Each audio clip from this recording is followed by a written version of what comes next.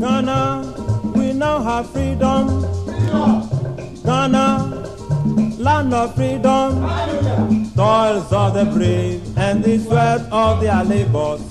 Toils of the brave.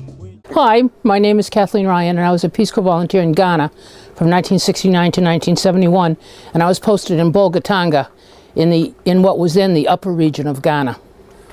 My group was the first group to train completely in country, and we had staging in Philadelphia at the Hotel Sylvania for about 5 or 6 days. And I remember they sent me a bus ticket from Boston to Philadelphia. My father was horrified, so he bought me a plane ticket.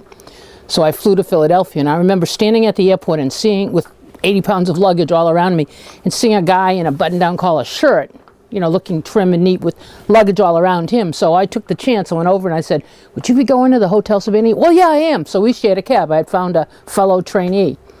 So we got to Hotel Sylvania and checked into our rooms, then checked into Peace Corps, which was downstairs. And the guy behind me in line was a guy named Ralph Cherry. Ralph is still a friend of mine. We visit periodically. We're on the phone together. And that's when I first met him. Was our first day of staging. And they told us that we would have to make our way from Philadelphia to New York to fly on a chartered TWA flight. So we couldn't understand why they were making us go to New York. Then they decided they couldn't understand that either. So we ended up flying out of Philadelphia on a TWA charter. And TWA doesn't fly to Ghana, didn't fly in those days. It was Pan Am. So we stopped in Madrid for refueling and getting a new crew. And then we flew straight to Accra. And I can... How big was your group? 125. It was 100 guys and 25 women, some of whom were wives. But you have to keep in mind that in 1969, 2 years in the Peace Corps was draft deferrable. So these guys, that meant 2 more years out of the draft for these guys. So there were 100 guys. And of the 25 women, there were probably 8 or 9 that were wives of some of those 100 guys. So we got off the plane at Kotika, and Kotika still has no jetways. You get out, you step out and go downstairs and get on a bus. So I stepped out of the plane, and all I can remember is how hot, it was like this blast of heat in my face like I've never felt before. And they had, of all things, an Oompa band at the bottom of the stairs welcoming us to Ghana. So we went on our buses, and they took us to Kotika Airport, which was to the second floor, which had a restaurant and everything, and they gave us Fanta. And the Ghanaians, the orange drink, we would call it orange. Well, they call it Fanta.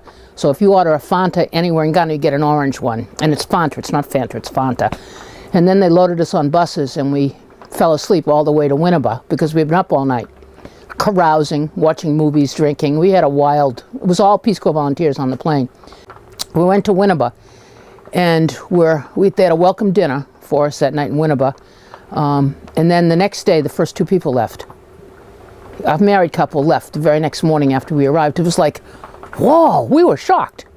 You know, granted, we were at a training college, and there were some bed bugs. They gave us sprays, and we took care of that and stuff. But it was clean. I mean, the food wasn't great that they gave us the night before. So the first day we were there, they divided us into language groups, and almost everybody went into Twi, which is the language spoken by the Ashanti.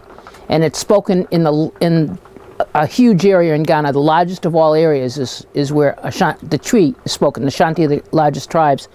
And I and 7 other people were taught Hausa. We were the smallest language group. I knew before I left Philadelphia where I was going to be posted, which was totally unusual for Peace Corps.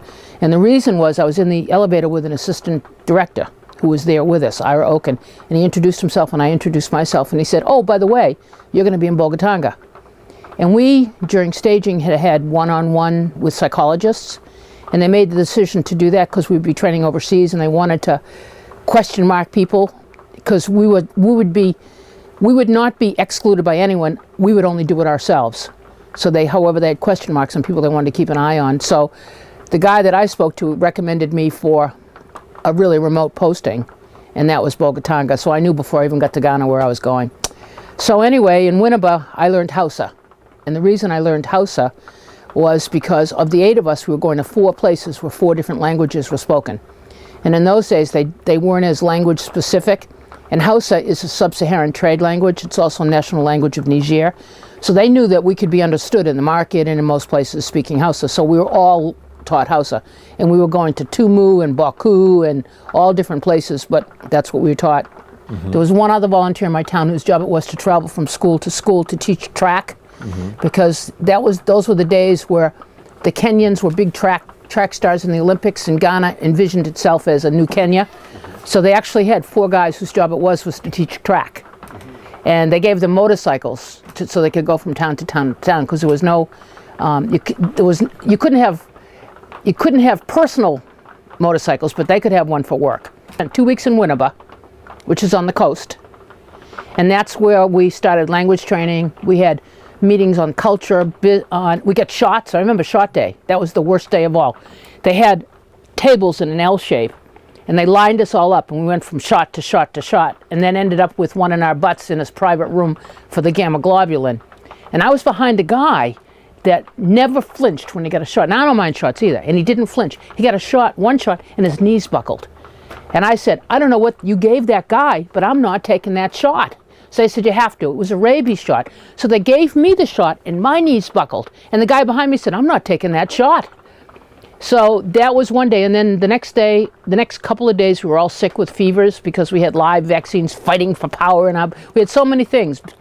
Gamma globulin, polio, typhoid, paratyphoid, diphtheria, all in one day. The only thing we had before we left was they gave us the yellow fever shot.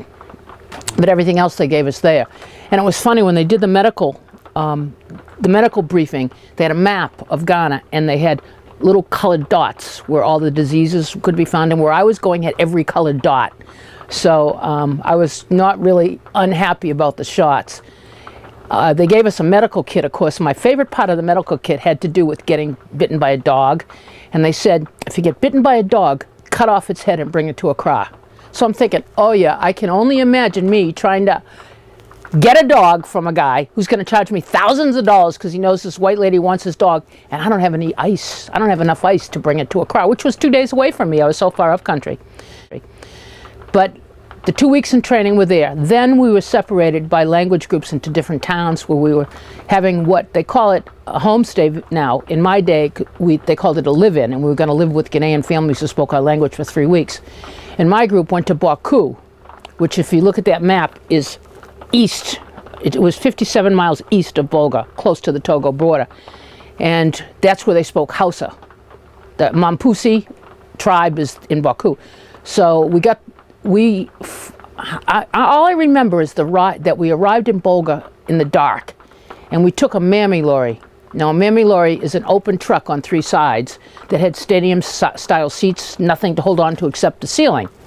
And you don't see them in Ghana anymore, but they were all over the place in those days. So we took a mammy lorry to Baku on the Laterite Road, and we got in the town too late, so we stayed at our volunteer liaison's house. We were filled in with red dirt. We didn't have time for a shower, we just slept.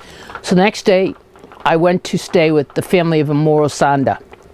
He was a Muslim. He had 4 wives, and his daughter was my hostess, and she was younger. She was older than his youngest wife. And the wives didn't live in the house with him. They lived at a compound, around that compound in town, but not in the same house. And I remember going into my room, and then the first night they served me dinner, and it was on this little porch off my room, the second floor porch. Nobody was there. There were no utensils. There were 2 dishes, one with a blobby looking thing in it and one with soup. And I had no idea what I was supposed to do. I just kind of poured the soup on the blobby looking thing and used my hands. But I didn't know what the heck I was eating, or if I was eating it right, and the meat looked kind of fatty. I had no idea. And they served me for the next day or 2 by myself. Finally I said, why don't you eat with me? Why am I eating alone, and what am I eating? So they said, we thought you would want to eat alone. I said, no. So they ate with me, and that first night I had eaten TZ, I found out, which is the main food for the Ghanaians in northern Ghana. And I had soup with goat, and that's what it was. And you do eat with your hands. But you take the glob, and it's still globby, and dip it in the soup and then eat it. You don't combine the two. In the south, they ate fufu, which was actually pounded yam, or pounded cocoa yam, or pounded plantain in a giant mortar and pestle. But the north ate TZ, Tuanzafi. That's what TZ stands for, Z being the British pronunciation of Z. Its real name was Tuanzafi. Ghana, we now have freedom. Ghana, land of freedom. Toils of the brave.